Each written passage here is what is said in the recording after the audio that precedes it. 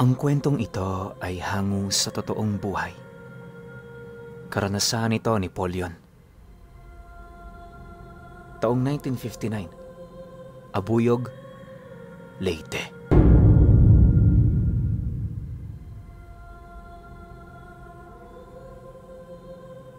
Isinilang sa isang maimpluwensyang pamilya itong si Polion.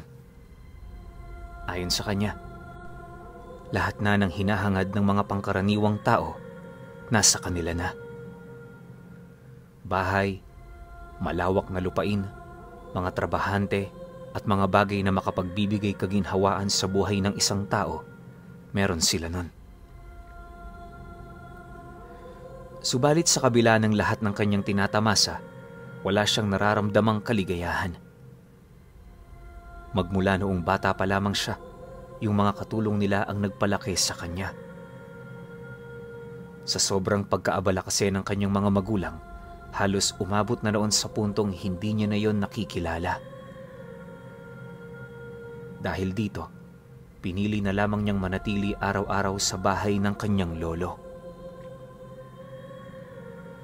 Malapit lang naman ang tahanan nito sa kanilang pamamahay, kaya kahit papaano, hindi naman nag-aalala yung mga magulang niya. Ayon sa mga ito, mas mainam ngang doon siya tumambay tuwing umaga nang sa gayoy hindi siya mapabarkada. Nang mapag-alaman naman ni Polion ang sinabi ng mga magulang niya, ipinagpasalamat naman niya ito, gawa ng sa lahat ng taong naninirahan sa buong lupain nila, tanging ang matandang yun lamang ang nagbibigay interes sa buhay niya. Hindi niya mawari pero tuwing napapadpad siya sa kubong pinagtitirhan nito, pakiramdam niya na kukumpleto nito ang kulang sa kanyang kaluluwa. Labis din siyang natutuwa kapag kausap niya ito, gawa ng marami itong ibinabahagi sa kanya ukol sa mga karanasan nito, gayon din sa mga karunungan nitong nababasa sa Biblia.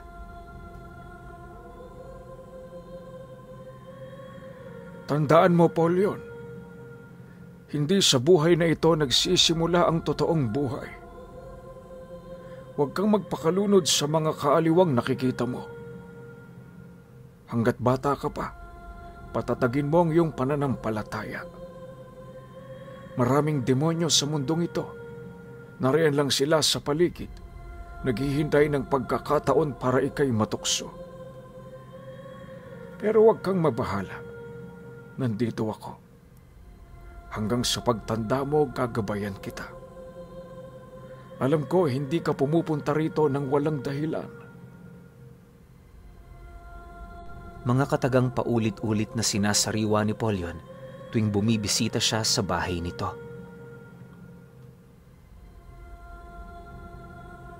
Itong mga panahong ito, 3 taon na ang nakakalipas, magmula noong pumanaw ang kanyang lolo. Masakit man yun para sa kanya pero wala siyang magagawa kundi ipagpatuloy ang kanyang buhay. Bagaman matagal nang pumanaw ang matandang itinuring niyang ama, nanatili pa rin sa kanyang kaluluwa ang mga aral nitong ibinahagi sa kanya. Dahil sa matandang yon, namulat si Polion sa Biblia at sa mga paniniwala nitong hindi basta-bastang nalalaman ng mga pangkaraniwang tao. Oo, tama kayo ng pagkakaintindi. Kabilang siya sa mga taong tumuklas ng karunungan ng banal ng kasulatan. Sa kanyang pananaliksik, alinsunod sa gabay ng matanda, marami siyang nalaman. Ang mga kaalamang yon ang mas lalong nagpamulat sa kanya upang gumawa ng mabuti sa kapwa. Dahil sa mga ganun niyang paniniwala, pagtungtong niya ng 20 anyos, nagpaalam na siya sa kanyang mga magulang na bubukod na siya. Ang napili din niya noong tirhan, walang iba kundi ang antigong kubo ng lolo niya.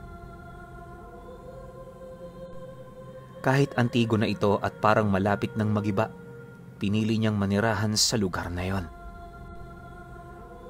Wala naman noong nagawa yung mga magulang niya, gawa ng base sa kanyang pananalita.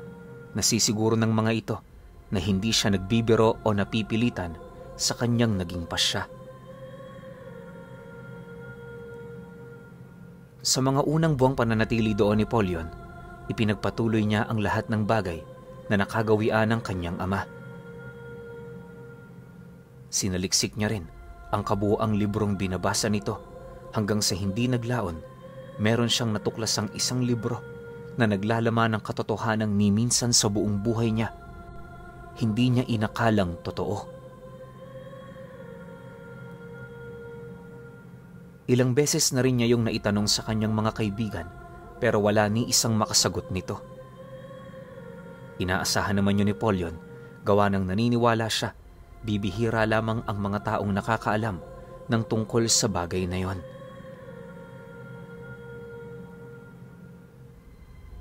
Isang hapon, habang nagwawalis siya sa bakuran ng bahay niya, napansin naman niya ang iilang grupo ng mga trabahador nila na naglalakad papalapit sa pamamahay niya. Pagsilay naman niya sa mga ito, agad naman niyang nakita ang kanyang ama na merong daladalang supot. Hindi naglaon, nang marating na nito ang kanyang pamamahay, agad naman niyang umupo sa ginawa niyang kubo na kalimitan niyang pinagtatambayan tuwing wala siyang ginagawa. Maya-maya pa, pag-upo naman nila sa mga silyang nakapalibot sa isang lamesa, agad namang ipinagtapat ng kanyang ama yung nais nitong mangyari. Polyon anak, kumusta ka na rito? Balita ko hindi ka na bumibisita sa bahay ah. Meron ka bang problema? Sabihin mo lang. Baka meron kaming maitulong ng iyong ina. Bungad na wika ng kanyang ama sa kanya. Nang marinig naman niya ang sinabi nito, agad naman siyang napabuntong hininga habang sumasagot sa kanyang ama ng, "Ayos lang naman ho ko dito, tay. Huwag ho kayong mag-alala. Alam ko hong ginagawa ko. Nga pala, kumusta na po si inay? Balita ko, hindi maganda ang kalagayan niya." Matapos naman yung marinig ng kanyang ama, minabuti naman itong sabihin ang lahat sa kanya. Paglalahad nito, isa yon sa mga rason kung bakit sila napabisita. Ayon sa kanyang ama, malala na yung kalagayan ng kanyang ina, kaya na may kinakailangan niya na yung makita. Dagdag pa nito na, siya na lang palagi ang tinatanong nito kung kaya't nagdesisyon na yung pumunta sa kanyang pamamahay. Nang marinig naman ni Polyon ang sinabi ng kanyang ama, syempre bilang anak na nagmamahal sa magulang, hindi niya yun maaaring talikuran.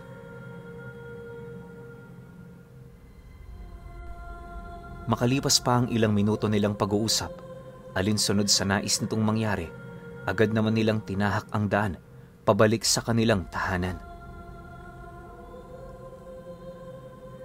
Sa kanilang paglalakad, mariin naman nilang pinag-usapan ang eksaktong kalagayan ng nanay niya. Kahit kasi nailahad na ng kanyang ama sa kanya ang lahat, halos hindi pa rin siya makapaniwala sa kinahantungan ng kalusugan nito.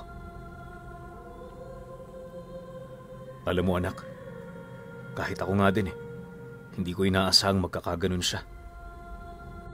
Naniniwala talaga akong wala yung sakit.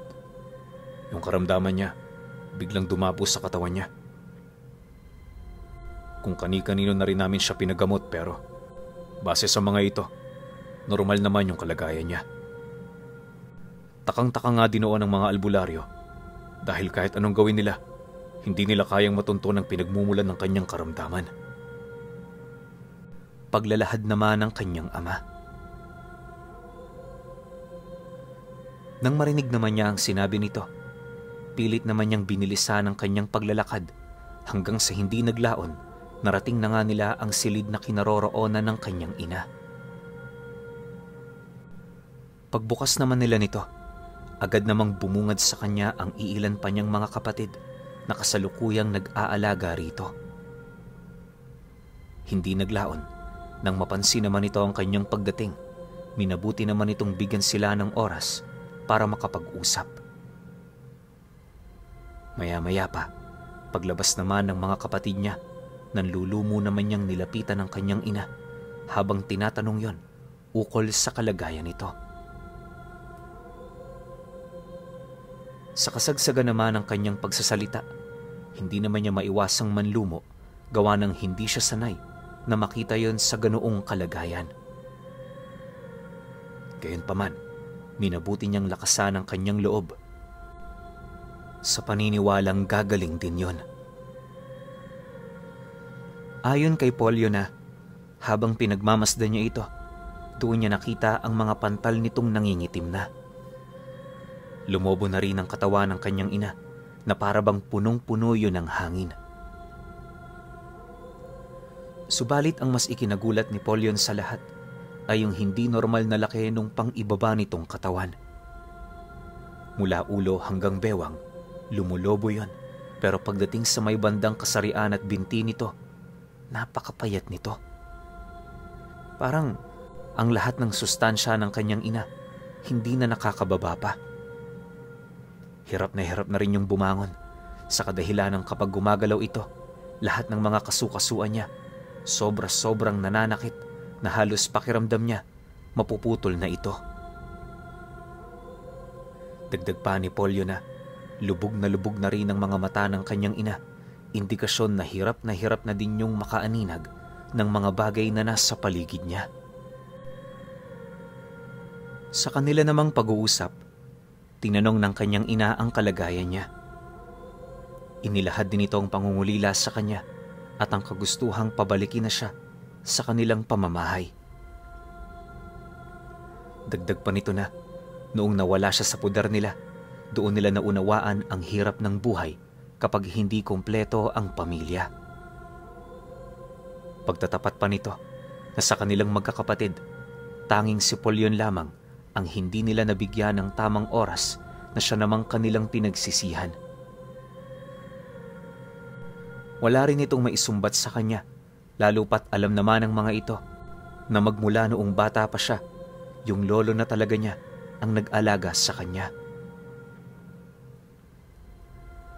Mariin din itong inilahad na isa ang pangyayaring yon sa kanilang buhay na labis talaga nilang pinagsisisihan. Kung sana hindi sila naging abala sa pagpapayaman, edi sana hindi lumayo ang loob ni Polyon sa kanila. Gayunpaman, ang mga pangyayari ay hindi na pwedeng maibalik pa. Para maayos ang kanilang pagkakamali sa nakaraan, nagdesisyon ang nanay niya na ibahagi na sa kanya ang kabuuang mana nito. Ipinangako rin nito sa kanya na walang sino man sa kanilang pamilya ang may kayang bawiin ang pasya niyang yon. Makaligtas man siya sa sakit o hindi, ibibigay niya ang lahat ng kanyang pag-aari kay Polyon. Nang marinig naman niya ang sinabi nito, halos hindi naman siya makasagot, dala ng matinding pagkagulat. Ilang minuto pa noon ang lumipas, nang medyo bumaba na ang tensyon na kanyang nararamdaman, agad naman niyang inilahad dito na hindi pa sa puntong yon magtatapos ang buhay ng kanyang ina. Lingid kasi sa kaalaman ng karamihan na sa halos ilang taong pananaliksik at pananampalataya ni Polyon sa itaas, nagkaroon na siya ng abilidad na makita ang hangganan ng buhay ng bawat taong nasa paligid niya. Bagaman hindi niya mawari kung papaano yun nangyari, naniniwala siyang isa yun sa mga abilidad na ipinasa ng lolo niya. Noong nabubuhay pa kasi ito, meron na din yung nabanggit sa kanya ukol sa kakayahan nitong makita kung hanggang kailan na lamang ang itatagal ng buhay ng isang tao. Magmula naman noong narinig niya ito, hindi na talaga niya yun nakalimutan hanggang sa dumating na rin ang isang araw na nagkaroon siya ng ganoong abilidad. Base sa kanyang pagkakatanda, 3 araw lang ang lumipas magmula noong namatay ang matandang itinuring niyang ama. Nagsimula na rin siyang makasilay ng mga ganoong uri ng pangitain. Noong una, medyo natatakot pa siyang gamitin ito, pero sa paglipas pa ng mga araw At sa paglalim pa ng kanyang karunungan, napagtanto niyang isa yung biyaya na nanggaling sa itaas. Napag-alaman din niyang bibihira lamang ang mga taong nababahagian ng ganoong biyaya sa kadahilanang meron itong kaugnayan sa diwata ng kamatayan. Pagtatapat pa ni Polyo na hindi lang yon ang regalong natanggap niya sa kanyang pananaliksik. Matapos naman ang pag-uusap nila ng kanyang ina, nagdesisyon na siyang tulungan ito upang tuluyan na yung makalaya sa karamdamang yon. Nang marinig naman ng kanyang ama ang sinabi niya, bigla naman siya nitong pinigilan habang mariing nagwiwika sa kanya ng, "Sigurado ka ba dyan, anak? Marami na kaming nilapitang malalakas na albularyo. Pero isa sa kanila, bigong mapagaling ang nanay mo. Ano naman ang magagawa mo? Hindi naman sa minamaliit kita, pero ordinaryong tao lang tayo. Naiintindihan ko, gusto mo siyang tulungan. Pero sanang isipin mo rin ang realidad ng buhay. Sa ganitong sitwasyon, wala na tayong magagawa kundi ang maghintay. Mangyari na ang mga dapat mangyari. Kung yun ay kaloob, tatanggapin natin yun ang buong buo." Nang marinig naman ni Polyo ang sinabi ng kanyang ama, dahan-dahan naman niyang hinawakan ang bisig nito habang kampante naman doong sumasagot ng, "Manampalataya ka, tay. Magmula noong nanirahan ako kay Lolo, marami ang nagbago sa akin.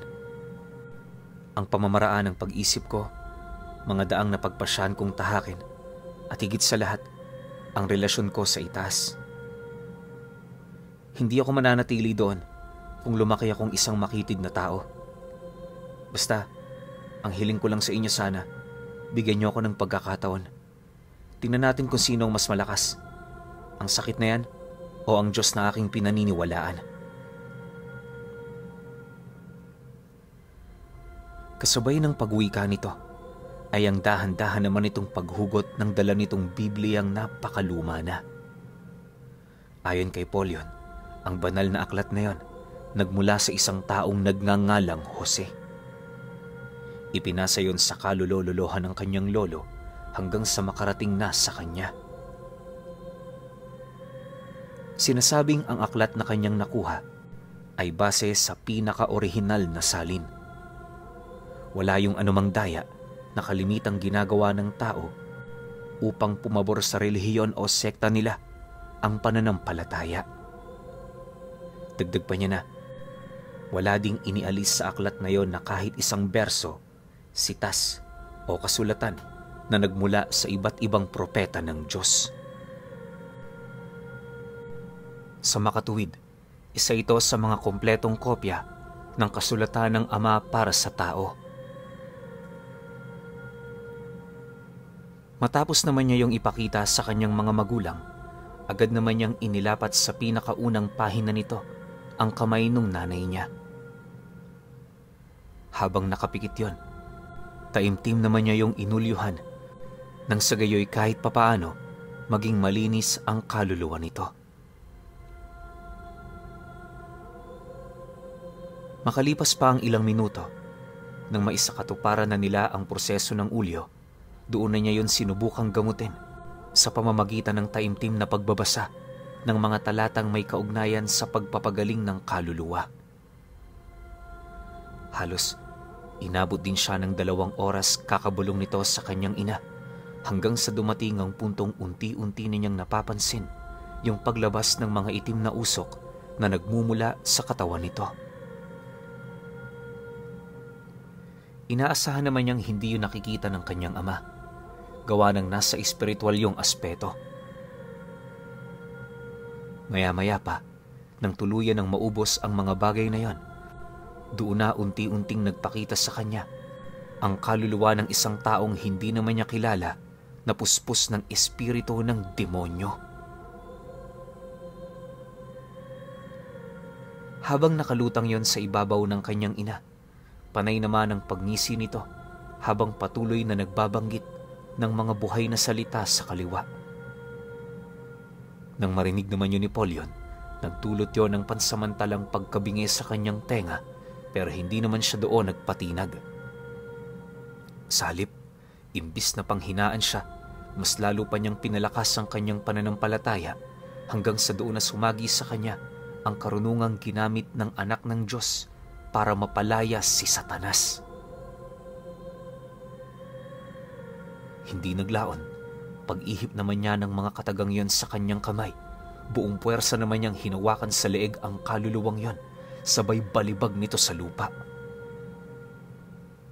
Maya-maya pa, nang madaganan niya na ito, paulit-ulit naman yung nagpumiglas mula sa kanyang pagkakahawak, pero hindi yun sapat para makatakas ang nilalang na yon mula sa mga kamay ni Polyon.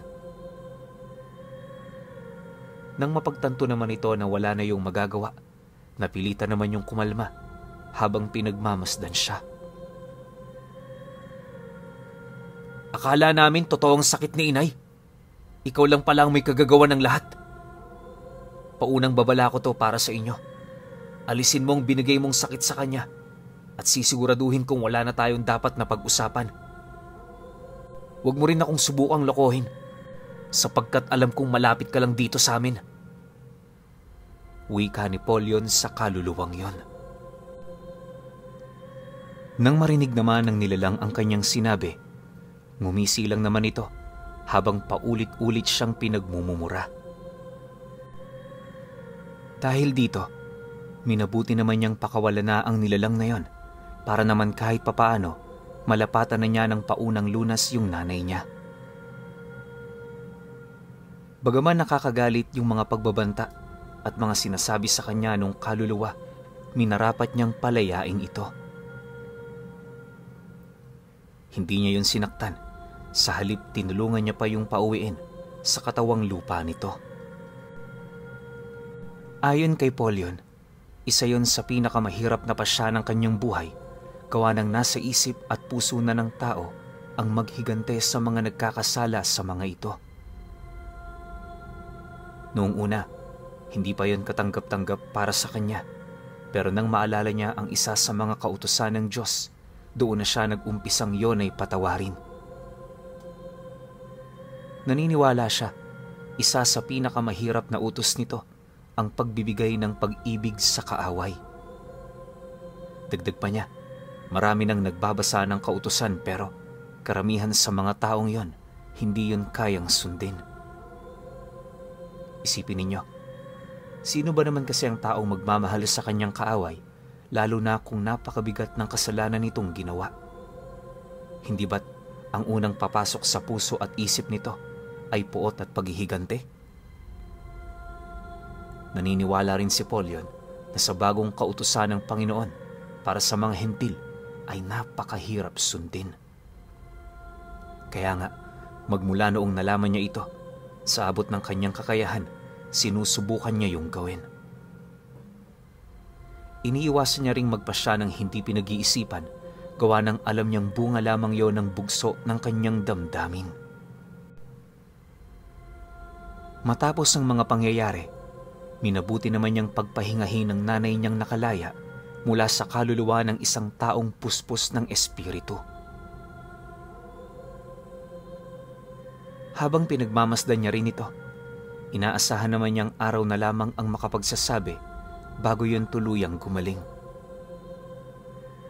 Pagkaraan pa ng ilang minuto niyang pagmamasid, nagdesisyon na siyang lumabas na muna kasama yung kanyang ama. Sa kanilang paglalakad, mariin naman niyang inilahad dito, hindi siya naghahangad ng mga kayamanan nito.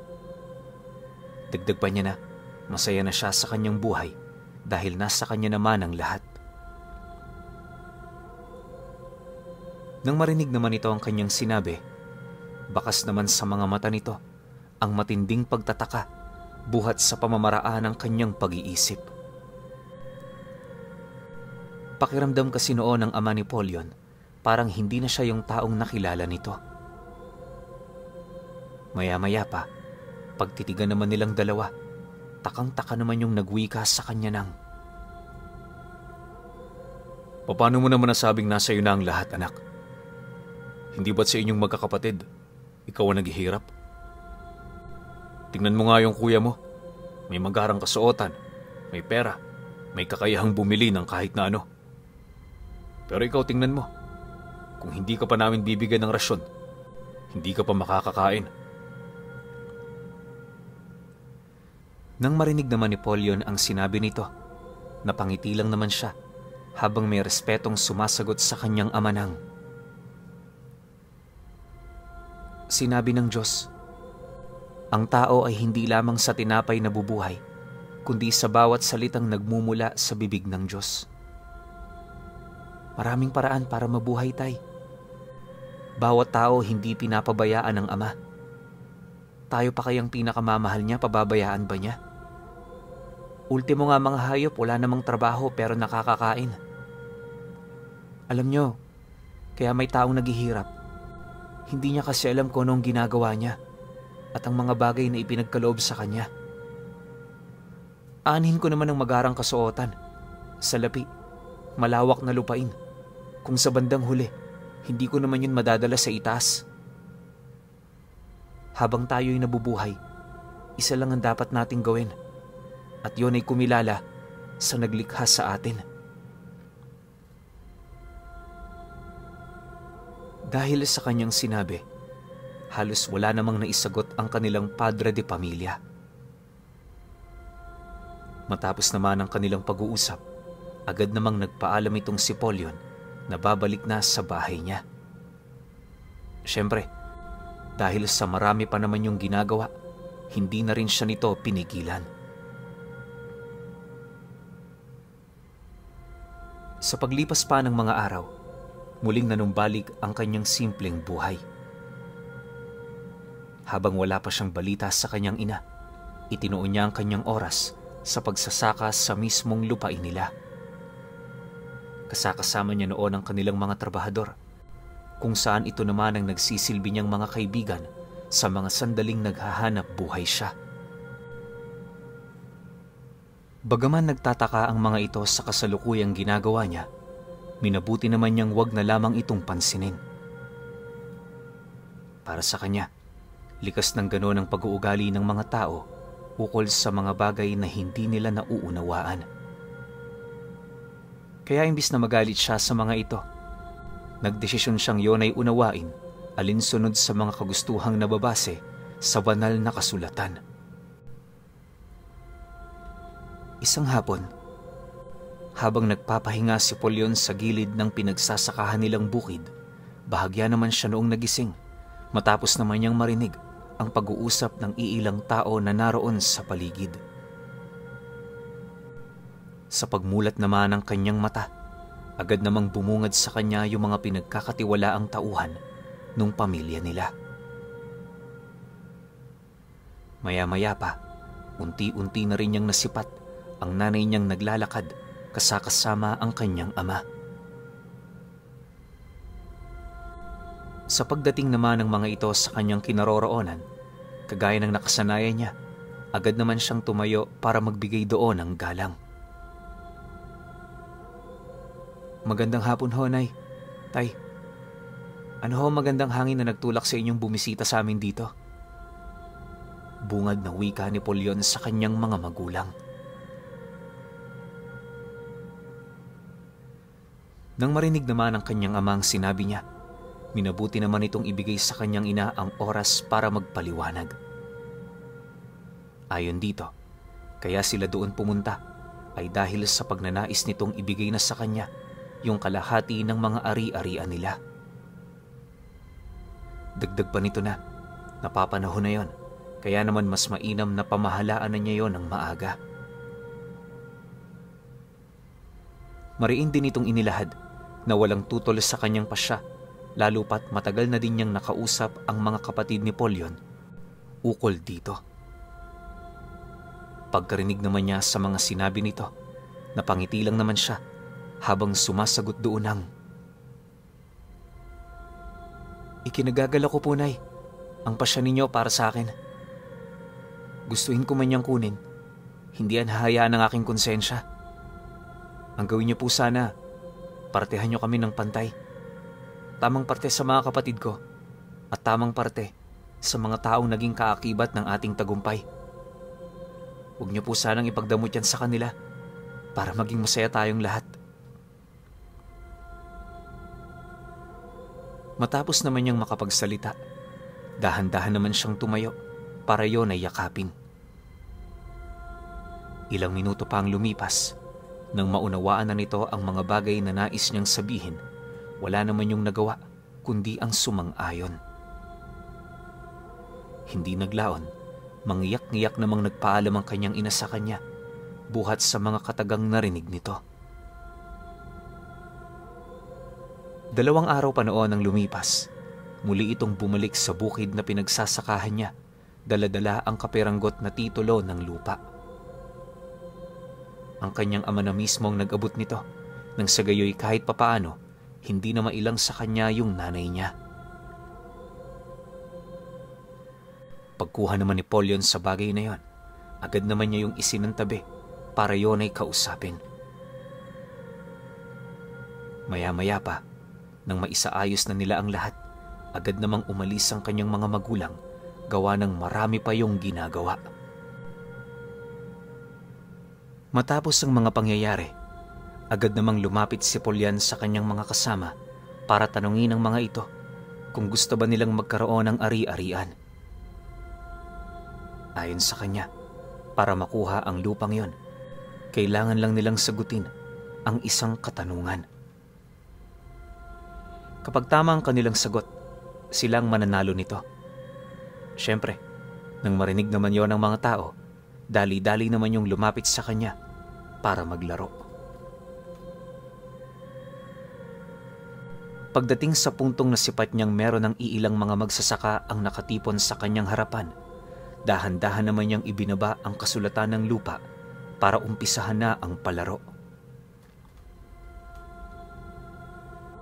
Sa kasagsagan ng kanyang pagmamasid, pansin na pansin naman niya na bawat isa sa mga ito mariing hinahangad yung lupang pagmamay-ari niya. Dahil dito, labis naman yung ikinatuwa ni Polyon sa kadahilanang nasisiguro niya na hahanap yon ng paraan para masagutan ng tama yung mga katanungan niya. Isa lang ang tanong na ibibigay ko para sa pabuyang ito. Kapag narinig niyo ang aking tanong, huwag kayong magpadalos-dalos sa pagsagot. Isipin niyo ang inyong mga sasabihin dahil meron lang kayong isang pagkakataon. Kapag mali ang inyong sagot, alam niyo na ang mangyayari. Uumpisahan ko na. Makinig kayo ng mabuti. Sa mundong ating kinagagalawan, totoong merong naninirahang demonyo. Ang tanong, saan ang tirahan nito? Seryosong wika ni Polyon sa mga katrabaho niya. Nang marinig naman ito ang kanyang sinabi, lahat yon napatahimik. Karamihan sa mga ito sumagot ng impyerno, pero ayon sa kanya, hindi yun ang tamang sagot. Dahil dito, halos inabot ng ilang oras ang mga tao kakaisip, subalit sa kasamaang palad, wala silang nahanap na kasagutan. Bagaman alam nilang yon ay simple, sadyang napakahirap nito para sa kanila dahil ang buong akala nila sa lahat ng dako naninirahan ang demonyo. Siyempre, kung saan naroon ang kasamaan, paniguradong naroon din ang mga ganoong uri ng nilalang.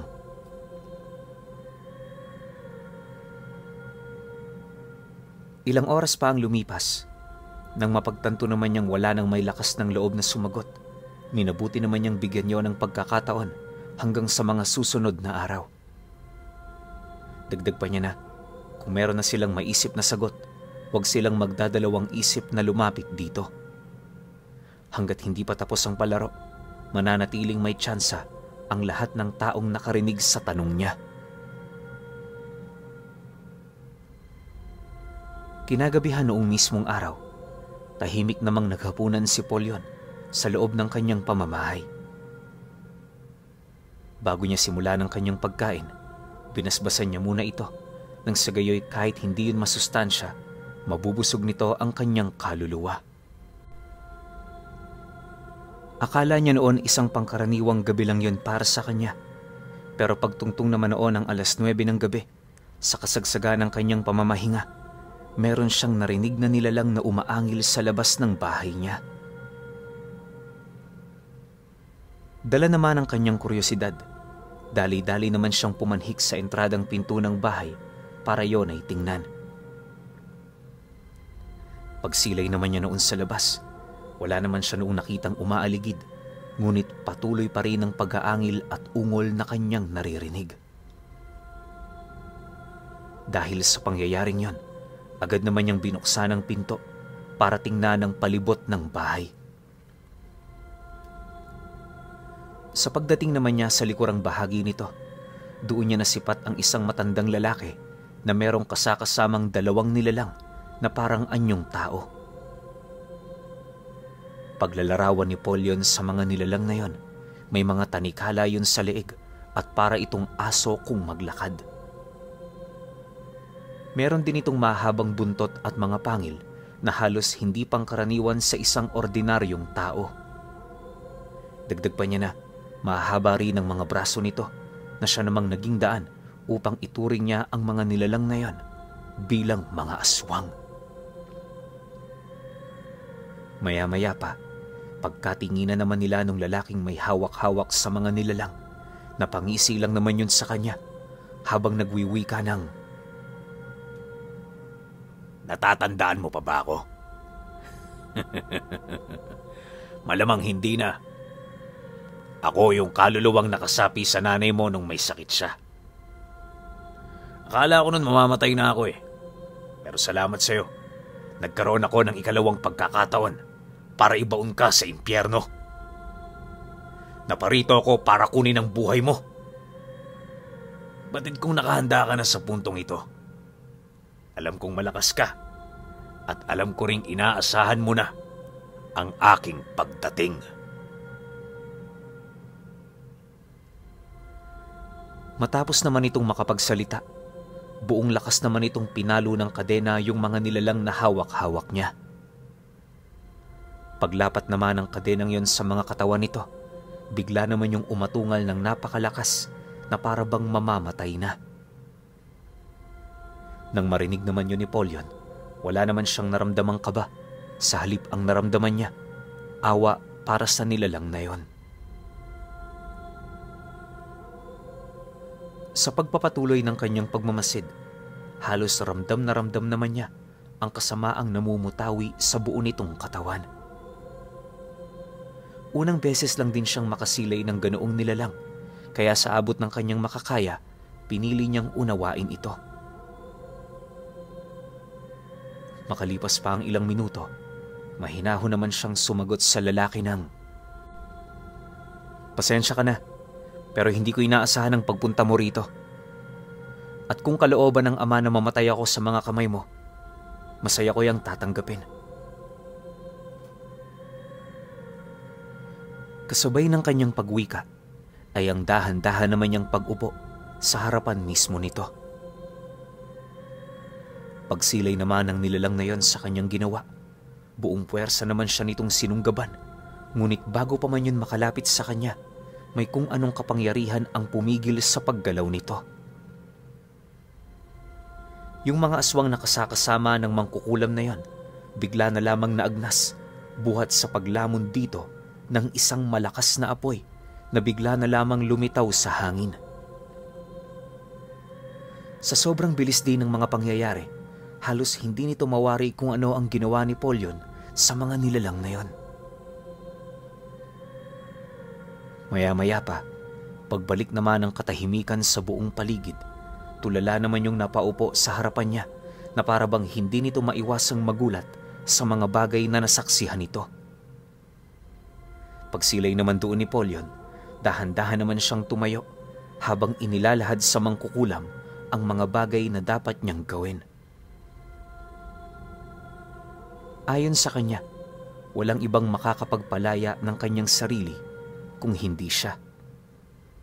Mariin niya ring inilahad dito na kung nais nitong magkamit ng buhay na walang hanggan, umpisahan na niyang magbago. Mahirap ang proseso pero nagbibigay ng pagkakataon ng Panginoon sa sino mang taong handang magbago. Nang marinig naman ng mangkukulam ang kanyang sinabi, unti-unti namang umamo ang pagmumukha nito na para bang lubos nitong nauunawaan ang mga bagay na kanyang inilahad. Maya-maya pa, dala na rin ng matinding kahihiyan nito sa kanya. Tahimik naman yung umalis sa kanyang pamamahay. Pagsilay naman doon ni Polyon, agad naman siyang pumanhik sa loob ng kanyang kubo para manalangin. Habang nakaluhod siya sa harap ng altar, ipinagdasal niya rin yung mangkukulam na muntik nang kumitil sa kanyang buhay. Matapos naman niya itong gawin, unti-unti na rin niyang nalimot ang lahat ng mga kasalanan nitong nagawa. Inakala niya ring lalayuan na siya nito, pero sa paglipas pa ng mga araw, tila bang nagiging madalas ang kanilang pagkikita. Nang mapansin naman yun ni Polyon, agad naman niyang kinumpronta ang nilalang na yon ukol sa rason nito kung bakit yun naroon sa kanilang lugar. Nang marinig naman ng mangkukulam ang kanyang sinabi, napangiti lang naman ito habang masayang sumasagot sa kanya ng, "Dahil nagdesisyon na akong sumunod sa mga yapak mo. Napakabuti mo, Polyon. Karapat dapat kang tingalain at sundin. Mula ngayon, kagaya mo gagawin ko na din ang alam kong tama. Ako ang magiging kamay mo para gawin ang mga maruruming bagay. Sabihin mo lang, ako na ang bahala sa lahat." Dahil sa sinabi nito, mariin naman niya yung tinutulan. Naniniwala si Polyon na kahit yon ang pagawain niya ng mga maruruming bagay, di hamak na mas mabigat ang kanyang kasalanan na matatanggap sapagkat siya ang nagsilbi nitong utak. Pagtatapat pa niya rito na kung hangad talaga nitong sumunod sa kanya, umpisahan na nitong mag-isip ng mga gawain na magbibigay kabutihan sa kanilang mga sarili at sa mga taong nakapalibot sa kanila. Mas mainam na umiwas na tayo sa mga bagay na masasama. Wala yang ibang maidudulot kundi kasamaan lang din sa atin. Nandito ka na lang din naman. Tatanungin kita sa abot ng iyong pag-iisip. Sa tingin mo, saan naninirahan ng mga demonyo? Seryosong sagot naman dito ni Polyon. Nang marinig naman ng mangkukulam ang kanyang sinabi, agad naman itong inilahad sa kanya na ang totoong tahanan ng mga demonyo walang iba kundi ang mga taong puspos nito. Dagdag pa ng mangkukulam na sa kanyang buhay, marami na siyang nakilalang mga ganoong uri ng nilalang. Pagtatapat pa nito, di kalayuan sa kanilang lugar, merong isang taong puspos din ng demonyo. Sa katunayan, yon ang kinuhanan niya ng 2 aswang na pinatay ni Polyon. Matapos naman niyang marinig ang sinabi nito, napangiti lang naman siya habang sumasagot sa mangkukulam ng, "Mali. Yung mga nakita mong demonyong pumuspos sa tao, hindi yun ang kanilang totoong anyo. Kumbaga sa usok, sila lamang ang mga humiwalay na parte nito. Dagat ang pangunahing tirahan ng mga demonyo. Marami akong basehan para patunayan ito." Matapos naman itong mailahad ni Polyon, doon na niya inumpisahang ikwento ang tungkol sa mga bagay na kanyang nalalaman. Ayon sa kanya, na magmula noong nabuhay si Kristo, doon na ipinahiwatig ang totoong tirahan ng mga demonyo. Nung napalayas kasi yon ng demonyo sa katawan ng isang tao, lumipat yon sa mga baboy kung saan yun din ang naging daan para magsitalunan nito sa dagat. Ang paglakad din ng Diyos sa dagat at paghati ng propeta sa dagat, nangangahulugan lamang ng pagiging mataas ng kapangyarihan nito. Isa din yun sa mga rason kung bakit ang mga aswang mismo takot sa sinasabing tawid dagat. Hindi sila takot sa dagat, bagkus ay takot sila sa naninirahan dito. Naniniwala ang mga nilalang na sa kasagsagan ng kanilang pagtawid, nagiging suklat sila sa mga mata ng demonyo na naninirahan sa kailaliman nito. Para sa kanila, napakamapanganib ng ganoong sitwasyon, kaya naman wala ni isa sa kanila ang naglalakas loob na mangibang lugar. Nang marinig naman yon ng mangkukulam, maging ito man, hindi makapaniwala sa kanyang mga sinabi. Sa unang tingin kasi, inakala niyang mababaw lang ang mga kaalaman ni Polyon pagdating sa kanila, pero nagkamali siya. Makalipas pa ang ilang minuto nilang pag-uusap, minabuti naman nilang pumanhik sa bahay niya upang gawin ang kanyang mga nakasanayan. Ipinakita niya ito sa mangkukulam nang sa gayoy meron itong gabay patungo sa pagbabago nitong buhay. Ilang araw pa ang lumipas, kahit papaano naging malapit naman silang dalawa. Hapon-hapon pumapanhik yun sa bahay niya para makinig ng mga mabubuting balita. Ayon nga kay Polyon, pakiramdam niya noon, isa siyang ministro sa kanilang lugar. Hindi naman niya yun ginusto, pero merong mangilan-ngilan ang labis na nahuhumaling sa pamamaraan ng kanyang paghahatid ng mga berso galing sa banal na kasulatan. Buwan pa ang lumipas, naging maayos naman ang kanilang ordinaryong pamumuhay sa lugar. Subalit lingid sa kaalaman noon ni Polyon, meron palang nagbabadyang panganib na malapit nang dumating. Isang gabi, habang naghahanda na siya noong magpahinga, bahagya naman siya noong napatigil matapos niyang marinig ang pagtawag ng kaibigan niya. Dahil dito, dali-dali naman niyang binuksan ang pinto kung saan doon naman bumungad sa kanya ang kaibigan niyang mangkukulam na bakas sa muka ang matinding pagkabahala. Sa pagtitigan naman nilang dalawa, walang pagdadalawang isip naman itong inilahad ang tungkol sa mga nangyari. Ayon dito, nasa kasagsagan ng gabi, nakita niya yung pamilya ng mga aswang na pinatay ni Polyon. Umaaligid yun sa kanilang lugar at base sa mga ginagawa nito, meron yung hinahanap. Malakas ang kutob ng mangkukulam. Pilit nitong tinutuntun yung mga kapatid nilang basta na lamang nawala. Dagdag pa nito na, isa yon sa mga bagay na kinakatakutan niya sa kadahilanang naniniwala siya, hindi pangkaraniwan ang pamilyang yon. Nang marinig naman ito ni Polyon, agad naman itong pinahintay ang kanyang kaibigan sa loob ng kanyang bahay. Makalipas pa ang ilang minuto, nang makapagpalit na siya ng damit, agad naman nilang pinuntahan ang kinaroroonan ng mga ito. Habang binabaybay nila ang daan, paulit-ulit naman siya nitong binalaan ukol sa panganib na maaari nilang kaharapin. Ayon pa dito na, kung makikipaglaban sila sa mga nilalang na yan, mas mainam na magtawag din sila ng mga makakasama.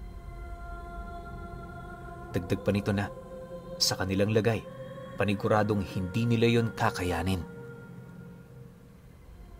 Ngunit, nang marinig naman yon ni Polyon, mahinahon naman niyang hinawakan ng balikat nito habang kampanteng sumasagot tuunang, "Matagal na tayong magkakasama, pero hindi pa rin nagbabago ang pananalig mo. Tandaan mo, hanggat malakas ang pananampalataya mo, wala kang dapat katakutan. Hindi mo ba nararamdaman ang presensya ng Panginoon? Lagi yang nakasunod sa atin, saan man tayo magpunta." Matapos naman itong marinig ang kanyang sinabi, wala naman yung nagawa, kundi ang manahimik. Maya-maya pa, pagdating nila sa hangganan ng kanilang lupain, doon nila nakita ang mga nilalang na kanina pang naghihintay. Habang pinagmamasdan ito ni Polyon, hindi naman niya maipagkakaila ang mga namumulang mga mata ng mga nilalang na yon.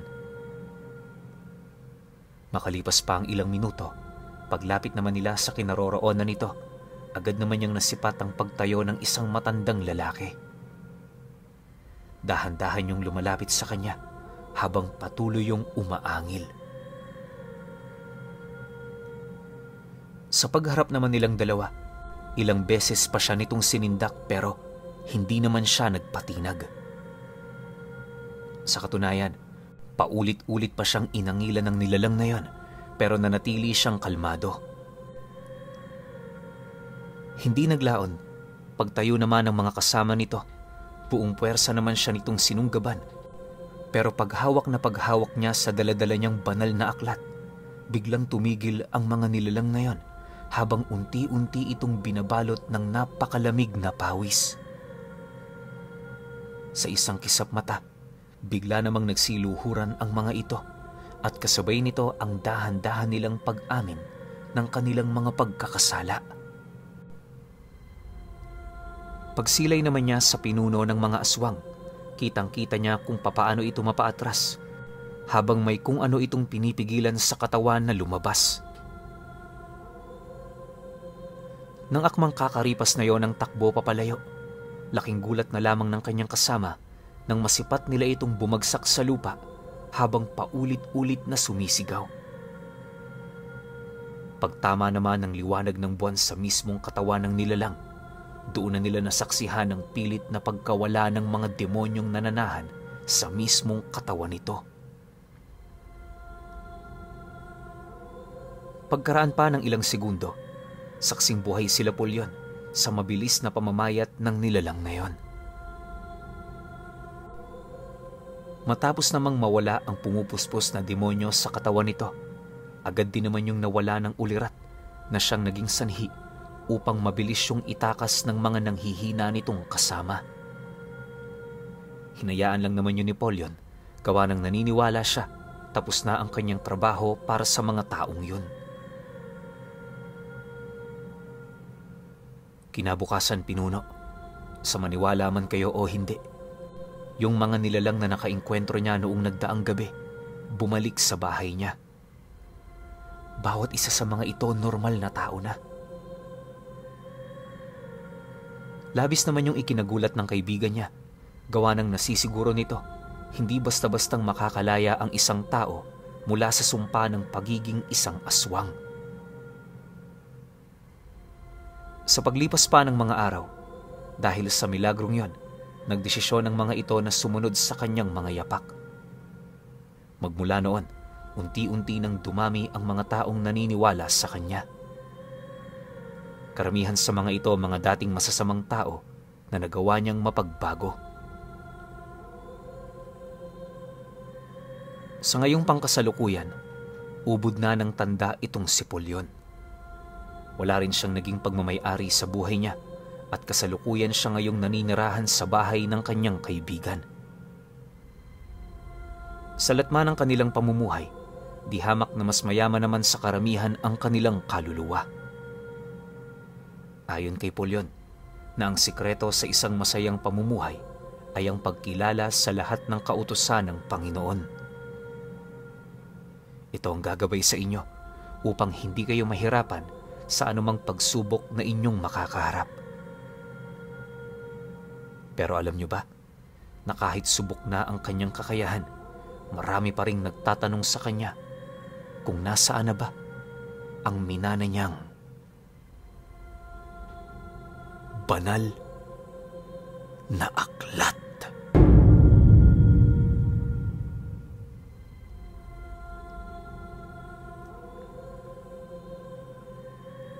Okay, opinyon ko sa kwento. Grabe naman tong kwento na to, nakakahiyang ikwento. Alam niyo yun, na habang kinakwento ko siya, pakiramdam ko sobrang banal na banal ko no? Itong pagkatao ni Polyon, napakasimple niya. Talagang wala siyang hinihiling sa buhay kundi yung bigay ng Panginoon. Kung ano yung pagkakaloob, okay na ako dun. Grabe, sobrang bihira na ngayon yung ganitong klase ng tao. Yung sobrang kontento ka sa kung anong meron ka. Kita niyo yung resulta. Diba? Sobrang tindi ni Polyon. Kahit sino pang makaharap nito, luluhod sa kanya tas magsusorry na kaagad eh. Wala nang kahit ano, wala nang intro-intro. Makita lang na may hawak na banal na aklat. Tas tapos andyan si Polyon, ramdam mo yung presensya, kahit gaano ka kalakas na aswang, luluhod ka rito tas magbabagong buhay ka. Kanyang katindi yung tinatangan ni Polyon na banal na aklat.